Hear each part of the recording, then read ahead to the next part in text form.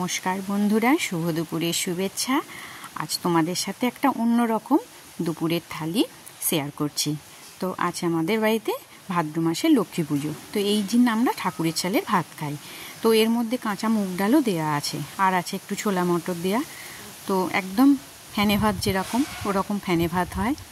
আর আমাদের সাথে থাকে কি বলো তো, 5 রকম ভাজা। ভাজাগুলোও কিন্তু একটু অন্যরকম থাকে। যেমন দেখো, বেগুন ভাজা আছে, মানে এগুলো তো নর্মাল ভাজা, বেগুন ভাজা, পটল ভাজা, হ্যাঁ অবশ্যই দিতে হয় ছাঁচি কুমড়ো ভাজা, আর হচ্ছে ওল ভাজা। ওল ভাজাটা ভীষণই ছোটো কাটা হয়েছে, কারণ কি ওল ভাজাটা সবাই খেতে চায় না। আর আছে আলু ভাজা। দেখো, আজকে দুপুরের মেনু কিন্তু অন্যরকম। মানে এটা আমাদের ভাদ্র মাসে লক্ষ্মী পুজোর সময় এইরকমই আমাদের রান্নাটা হয়। তো 5 রকম ভাজা হয়, আর হয় এই যে গাওয়া ঘি। একটা পাত্রে একটু ঘি নিয়ে দেখো ভাতের ওপর বসিয়ে দিলাম, এটা একদম গলে যাবে। আর আছে আলু পোস্ত, আর আছে তোমার কামরাঙা চাটনি।